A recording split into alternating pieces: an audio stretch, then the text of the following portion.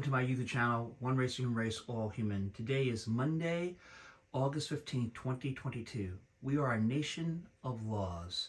In America, when there's a dispute, we go to the political system. We go to the elections, and also to the judicial system. The answer is love, agape love. Please read Luke chapter 10, verses 25 to 37. The Samaritan showed concern, compassion, took actions that helped the person in need. We're all one. We're all made in the image of God. Everyone has a right to life, liberty, and happiness in this great nation known as America.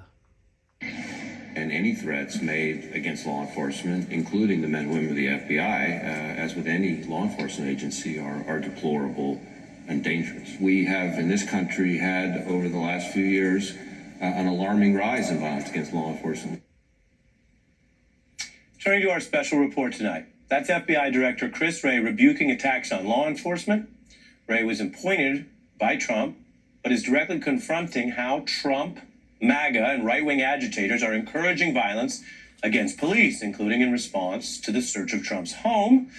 The FBI and DHS also issuing a very grave joint warning of a spike in threats to law enforcement, including from Trump supporters who were seen carrying pistols and assault-type rifles at an Arizona FBI office. We need to bring back the assault weapons ban, which the Republican Party allowed to expire in 2004.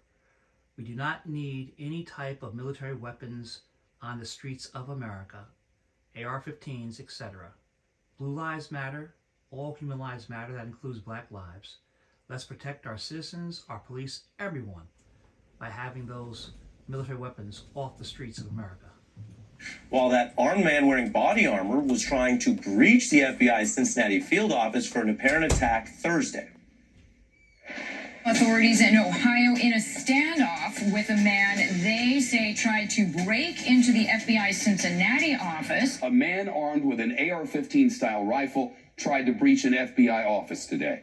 And now we're learning he had been at the Capitol on January 6th. Today, an armed man in Ohio allegedly attempted to breach an FBI field office, leading to a shootout where the suspect was killed. The FBI is fortifying security at its headquarters in all field offices. Our cameras caught some of those preparations as this has gone forward. So this is a time for a sober reality check for the nation. Donald Trump attempted a coup and personally organized the gathering that turned into a violent insurrection to try to stop the peaceful transfer of power. Republican leaders have largely warmed to Trump's public brazen embrace of illegal violence as a warning and a threat, and as a reality practiced. Now Trump's out of power, and this court-supervised use of legal steps to protect national security is being met with open and new threats of violence against the FBI, against police, against judges. As domestic political terrorism has increased over the last 2 decades, there are about 2,700 open cases now. Then we have something that is rife in our public debate.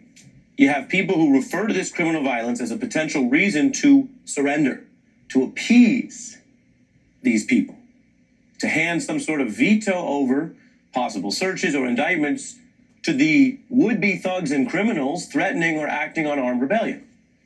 You don't need to be a history buff to know how appeasement fails. And then you might ask, what's next? Donald Trump invoking his vigilante army as an active threat against the government he once led? Well, that's what he just did, albeit in secret, according to a bombshell report in the New York Times, that Trump sent an ally who had apparently high-level access to the DOJ to pass along a message. Trump wanted Garland to know that he had been checking in with people around the country and found them to be enraged by the search. Well, the FBI is issuing warnings and bulletins about these people, these Trump fans enraged by the search, who are threatening violence and illegal retribution. So this is not exactly a news bulletin over at the FBI and DOJ. Let me be clear. Legally, this is outrageous. Donald Trump, the subject of a search, invoking those enraged people in what sounds like a threat. It's also improper for a subject to try to make these contacts to the top of the AG, the Attorney General of the United States, even if the subject in this case is the former president, let alone issue these kind of threats. The report says Trump was suggesting he basically has leverage but could somehow reduce the threats, or by implication, not reduce them. The New York Times reporting the substance of Trump's message was, quote, "The country is on fire. What can I do to reduce the heat?" The idea there is that he's in control of the heat, he alone. A kind of creepy, threatening message for the Attorney General is how Washington Post's Jennifer Rubin put it. Trump then rushed to sort of launder this move in public, telling a Fox News online reporter that he's out now to publicly do whatever he can to help the country. The temperature has to be brought down. You know that move if you follow the news. Donald Trump gets busted trying to do something in secret, so he rushes out in public, and then later people say, hey, he said it in public, how bad can it be? And the answer legally is very bad. This is not subtle. And no one thinks of Donald Trump as someone who brings down the temperature. That's not his thing. His most loyal supporters don't think that about him. None of this even claims to treat the probe as valid where evidence and facts determine the legal steps. Someone treating the probe as valid could have their lawyer call the AG to say, or the DOJ to say, we really are innocent, we want to cooperate, we think the facts will show that. Trump views this as an amoral battle of power, where his threats and leverage can be wielded. And in that sense, in Trump's mind, maybe he does see Garland as more scary, as a more intimidating adversary than he realized. So this is Trump's version of a rare, potentially conciliatory gesture in his mind. But it's wrong. Federal investigations are not some deal. They're not a battle between the subject and the prosecutor. And they certainly are never supposed to be subject to threats of violence. If they were, no gangster would ever be held accountable, and this would be an even more dangerous nation to live in. This is ugly stuff. And there are people who'd rather look away and hope it just goes away. And they'd rather do that than confront the fact that our nation's most recent president is threatening a violent rebellion.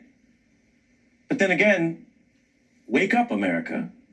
He already did that once in public in 2021 just to try to keep a job he liked. If anyone is surprised he's doing it in 2022 to keep his potential liberty, then you haven't been paying attention.